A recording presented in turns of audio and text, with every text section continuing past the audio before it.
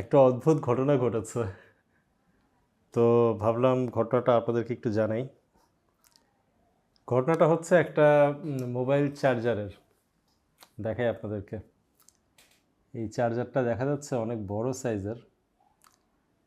তো কাহিনীটা হচ্ছে এই চার্জারটা আমি কিনেছিলাম হলো গিয়ে 2020 সালে। আমার মনে আছে এটা হচ্ছে করোনার সময়।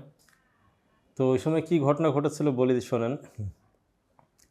করোনার সময় আমি যেটা করতাম, কোনো প্রোডাক্ট যদি আমি কিনি সেটা 7-8 দিন এক জায়গায় ফেলে রাখতাম, টাচ করতাম না।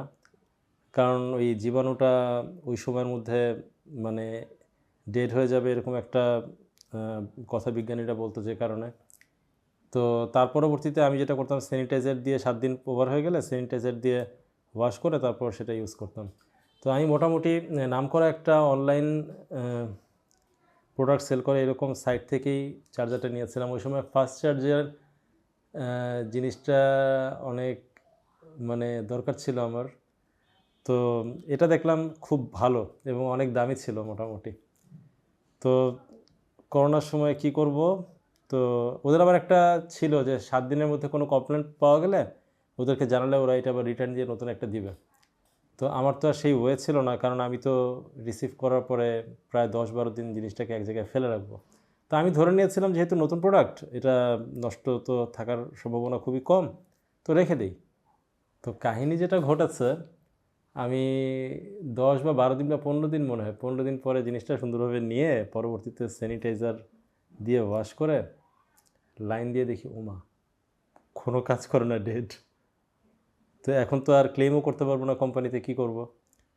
তো এরপরে কি করলাম, আমি বিভিন্ন দোকানে যখন মোবাইল কিনতে যেতাম বা মোবাইল ঠিক করতে যেতাম, চার্জারটা নিয়ে যেতাম, গিয়ে বলতাম যে দেখেন তো ভাই, এটা সমস্যাকে ঠিক করা যায় নাকি। তারাও বলতো এটা তো পুরো ডেড, আর এটা তো চায়না টাইপের জিনিস, এটা মনে হয় ঠিক করা সম্ভব হবে না।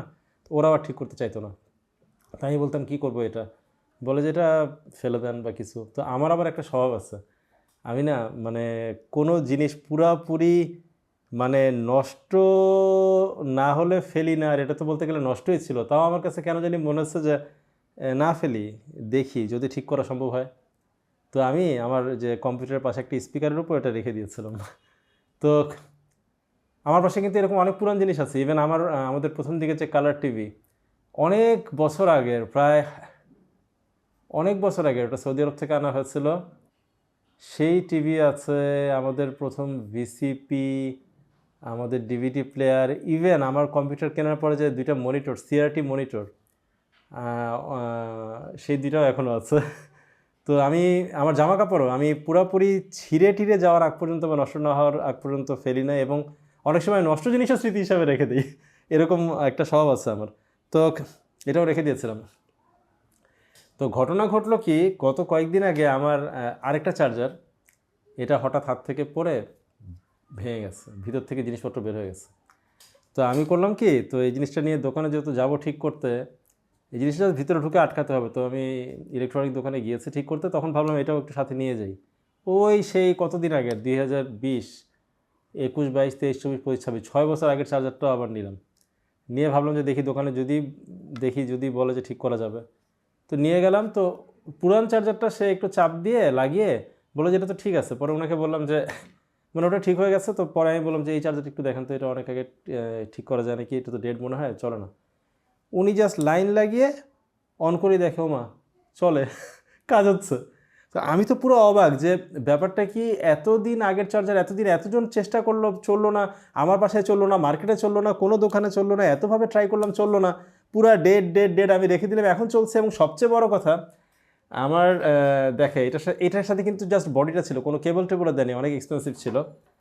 তো আমি আপনাকে একটু দেখাই আমার যে একটা ফোন, কিরে আমার ফোনটা গেল কই, 1 মিনিট, এই তো পাইছি।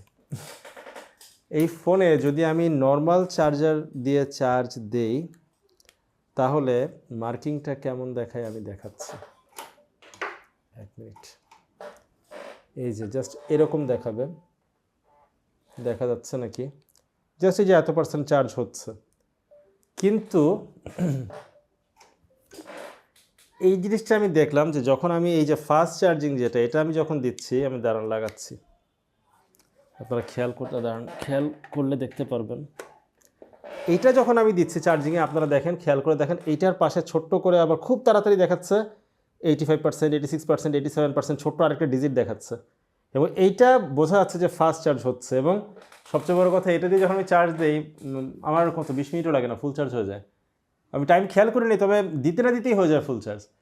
তো অবাক লাগলো এই জিনিসটাই যে এতদিন জিনিসটাকে ফেলে রাখলাম, কাজে আসছে কিন্তু জিনিসটা কাজে আসছে যে আমি ফেলে রাখছিলাম। একটা স্বভাব, মানে আমার যে কোনো কিছু ফেলে না দেওয়ার যে একটা স্বভাব, এই জিনিসটা মোটামুটি এইবার কাজে লাগলো সবসময় আরও অনেকবার কাজে লাগছে। আর আমি আরেকটা জিনিস দেখছি, হ্যাঁ, একটা এখানে দুইটা থিওরি হয়। একটা জিনিস হচ্ছে কেউ কেউ আছে যে একটা প্রোডাক্ট নষ্ট হলে ওটা ঠিক করলে আপনি ফেলে দেয়। তো এটাও একটা থিওরি যে ওটা বারবার ঠিক করলে বারবার নষ্ট হবে। আবার আমার কাছে আরেকটা জিনিস মনে হয়, একটা জিনিস যদি নষ্ট হয় তখন সেই জিনিসটা সেকেন্ড টাইম যখন রিপেয়ার করা হয় তারপরে ওই জিনিসটা অনেক বেশি টিকে কারণ একটা জায়গায় প্রবলেম আইডেন্টিফিকেশন করা হয়, তো ওই প্রবলেমটা তখন আমি ধরতে পারি, তখন বারবার রিপেয়ার করে করে জিনিসটা চালানো যায়। এটা আরেকটা থিওরি হতে পারে যে যখন একটা প্রোডাক্ট নষ্ট হয়ে যায় তখন ওটার সাথে সাথে আরও পার্টস নষ্ট হওয়ার সম্ভাবনা থাকে, নাও টিকতে পারে, এই আর কি। তো দুইটা থিওরি হয়, কেউ কেউ আবার নষ্ট হলে প্রোডাক্ট ফেলে দেয়, আমি সাধারণত ফেলি না, আমি রিপেয়ার করার চেষ্টা করি। আর এই চার্জারটা তো অ্যাকচুয়ালি রিপেয়ারও করতে হয়নি। এতদিন কেন ডেট ছিল আমি জানি না, প্রায় 6 বছর এখন লাইন লাগালাম, চলছে ফেলে দিলে তো গিয়েছিল, অনেক দামি ছিল চার্জারটা, এটাই আর কি। যাই হোক, আমি অনেক সারপ্রাইজড হয়েছি যে এত আগের চার্জার 6 বছর ফেলে রাখলাম, এখন হঠাৎ করে চলা শুরু করেছে এটাই আর কি। তো আপনারাও একটু আমার মনে হয় ধৈর্য রেখেন, কোনো প্রোডাক্ট যদি নষ্ট হয় সাথে সাথে ফেলে না দিয়ে জিনিসটা রিপেয়ার করার চেষ্টা করেন, বা দেখেন যে প্রবলেমটা কোথায়, এই আর কি। আর যদি আপনাদের ইচ্ছা হয় এরকম যে না ভালো লাগে না, নষ্ট তো ফেলে দিব, সেটা আপনাদের ইচ্ছা ঠিক আছে, হ্যাঁ, যাই তাহলে। সবাই ভালো থাকবেন, সুস্থ থাকবেন। সিম্পল ঘটনা, কিন্তু অনেক লম্বা ভিডিও হয়ে গেছে বোধহয়। যাই তাহলে, আসসালামু আলাইকুম, thank you, take care, by.